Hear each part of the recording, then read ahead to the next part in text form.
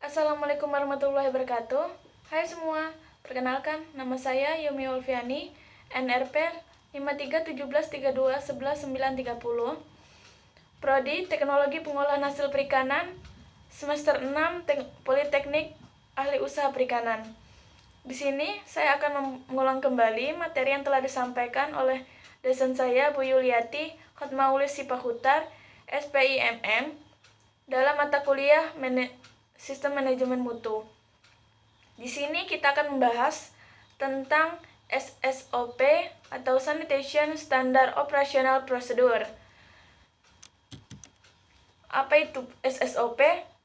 SSOP adalah pedoman persyaratan operasi sanitasi di unit pengolahan ikan.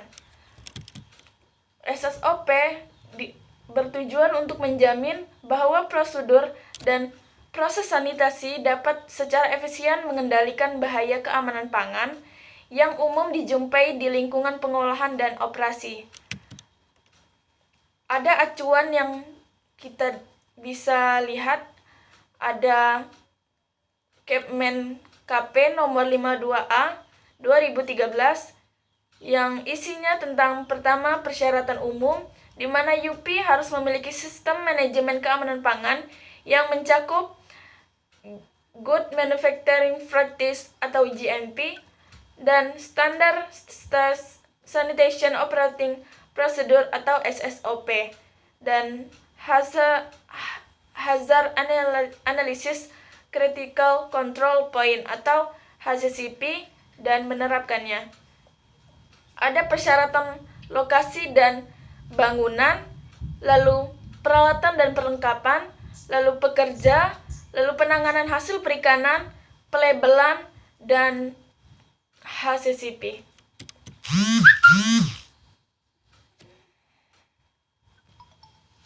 Di sini, rencana SSOP menjelaskan tentang prosedur sanitasi, memberikan jadwal sanitasi, memberikan landasan untuk monitoring secara rutin, mendorong perencanaan untuk menjamin pelaksanaan tindakan koreksi dan melaksanakannya, mengidentifikasi tren dan mencegah terjadinya kembali, menjamin semua orang dari tingkat manajemen hingga pekerja pabrik mengerti tentang sanitasi, lalu memberikan materi yang konsisten untuk pelatihan karyawan.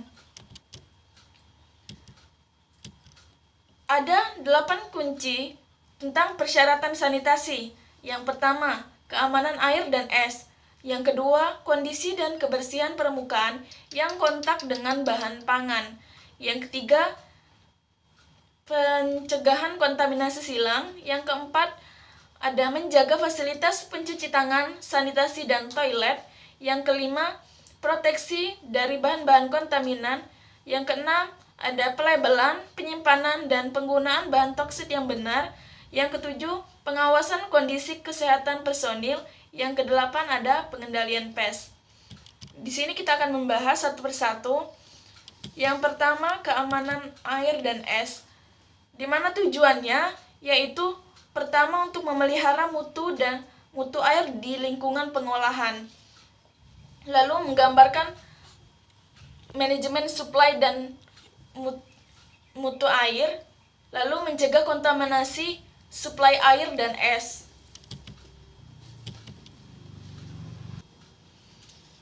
Kunci yang kedua yaitu kondisi dan kebersihan permukaan yang kontak langsung dengan produk. Tujuan dari kunci yang kedua ini yaitu untuk menghilangkan kotoran secara efektif, memelihara kondisi hygiene permukaan, dan mencegah kontaminasi pada produk. Ada persyaratan dalam permukaan kontak dengan pangan, yaitu bahan yang aman itu ciri-cirinya non-toksid, atau tidak ada bahan kimia yang larut. Lalu dapat diaktifkan atau dikeringkan, lalu tidak karat, lalu tahan terhadap kebersihan dan bahan sanitasi. Selanjutnya yaitu kunci yang ketiga, pencegahan dan kontaminasi silang. Ada tujuan dari kunci yang ketiga ini, yaitu pertama, mencegah kontaminasi produk atau ingredient dari lingkungan pabrik dan personalnya. Yang kedua, mencegah kontaminasi produk akhir dan bahan baku. Dan yang ketiga, memisahkan secara jelas antara bahan baku dan produk kukit meliputi penanganan, penyimpanan, pengolahan, dan desain layoutnya. Lalu yang keempat, menjaga fasilitas pencuci tangan dan sanitasi dan toilet. Tujuannya untuk memastikan tingkat hygiene karyawan, memastikan karyawan dapat melaksanakan prosedur hygiene dan dalam mencuci tangan. Lalu yang ketiga, mencegah kontaminasi produk atau ingredient oleh karyawan.